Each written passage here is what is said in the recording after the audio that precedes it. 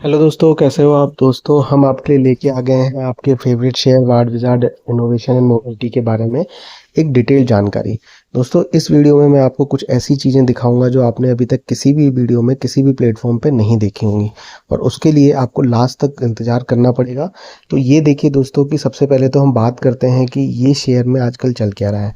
तो बहुत सारे पैरामीटर्स हैं, अब उन पैरामीटर्स को देखेंगे, उसके बारे में बात करेंगे बिना आपका टाइम वेस्ट किए हुए। तो दोस्तों देखिए, सबसे पहली बात है कि लिक्विडिटी। तो इसमें लिक्विडिटी कैसी है, तो आप देख सकते हो कि ये उच्चतम है और बिल्कुल हाई है। यानी शेयर लिक्विडेशन मतलब कभी भी हो सकता है, कोई भी कर सकता है, और इसको लोग दबा के नहीं रखना चाहते शेयर को। मतलब बहुत फ्लक्चुएशन है, तो लिक्विडिटी शेयर की बहुत हाई है। बाकी के फंडामेंटल्स आपको पता है, मार्केट कैप अब 540 करोड़ का ही रह गया है। कहाँ ये 1200-1300 करोड़ की कंपनी थी। पी रेशियो अभी भी दोस्तों 139 है। तो ये सारी चीज़ें, ये मैं आपको बार बार नहीं बताऊंगा, मैं आपको जस्ट शो कर रहा हूँ।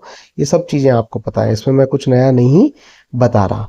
अगर 10 साल की कुड जोड़ आप देखोगे तो बाकी जो परफॉर्मेंस है हमारे लिए जो मेन है वो देखने का, वो ये है कि वार्ड विजार्ड इनोवेशन और बीएसई और बीएसई स्मॉल कैप, इनका अगर कंपैरिजन करें तो ईयर टू डेट में वार्ड विजार्ड इनोवेशन -44% गिर गया है।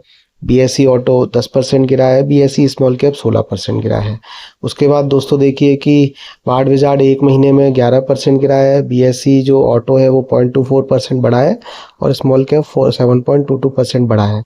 3 महीने में आप देखिए कि जो वार्ड विजार्ड इनोवेशन है डेट इज़ लेस बाई 46.67%। और जो ऑटो है, ऑटो सेक्टर 14% के करीब गिरा है। स्मॉल कैप है वो भी 18% के करीब डिक्रीमेंट हुआ है। एक साल में अगर हम कैलकुलेट करें तो इट इज़ अराउंड कि आपका -67% गिरा है वार्ड विजार्ड, और ये आपका -6 और 0.68। तो ये आप क्लियरली विजिबल है एंड देख सकते हो कि जो सेक्टर स्पेसिफिक है वो उतना ज़्यादा फ्लक्चुएट नहीं कर रहा है, या गिर रहा है या बढ़ रहा नहीं है, लेकिन जो पर्टिकुलर शेयर है, स्टॉक है, वो बहुत ही ज़्यादा बुरी तरीके से गिर रहा है। अब इससे इम्पोर्टेंट है कुछ चीज़ें, जो कुछ स्कोर्स हैं, जो स्कोर्स होते हैं वो स्कोर्स ये बताते हैं कि भाई कंपनी में क्या सही चल रहा है, क्या बुरा चल रहा है, और कंपनी कितनी अच्छी तरीके से अभी रिएक्ट कर सकती है, या कितनी अच्छी तरीके से लोग इसमें से पैसा निकाल के निकल सकते हैं।